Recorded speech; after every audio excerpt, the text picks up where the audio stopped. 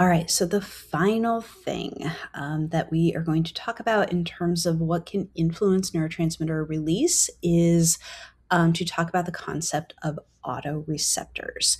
So, usually, when we talk about a neurotransmitter binding to a receptor, we are talking about heteroreceptors. So, in general psych, even biopsych, usually this is what we are referencing. And a heteroreceptor is a receptor that is sensitive to a neurotransmitter that is different than that released by the neuron it's on. So, what this would mean is if I am a cell that makes glutamate, so remember, for the most part, for our classic neurotransmitters, one neuron makes one neurotransmitter type. So, if I make glutamate, then heteroreceptors on me are receptors that are sensitive to things other than glutamate, right? It might be sensitive to dopamine or sensitive to GABA. An autoreceptor is a receptor that is sensitive to the same neurotransmitter that is released by the neuron it is on.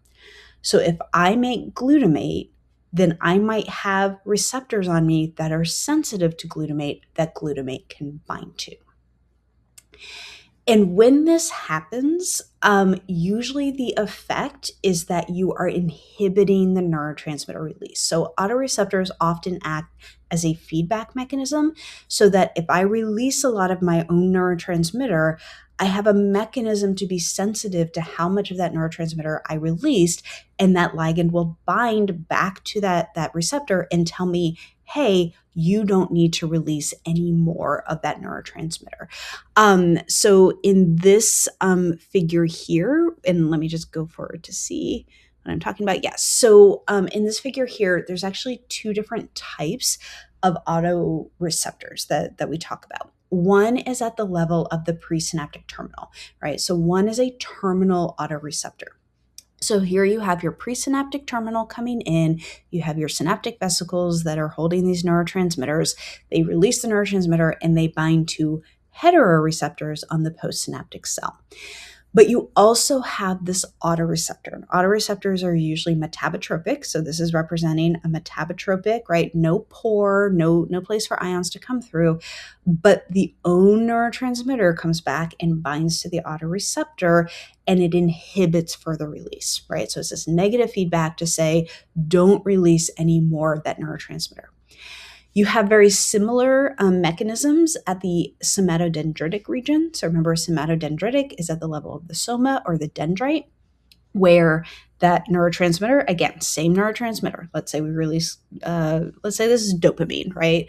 Dopamine comes back and will bind to this metabotropic autoreceptor, and that will change the membrane potential here, right? So they're not talking about the mechanisms, and you don't need to know the mechanisms, but it's going to change the likelihood that you're creating an action potential, and you're going to make it less likely to have the action potential.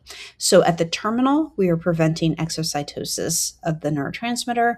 And at the somatodendritic region, we are making the generation of the action potential less likely. So when the autoreceptor, right, senses that the cell has released a lot of that neurotransmitter, this is usually a signal to stop and reduce the further release of that neurotransmitter.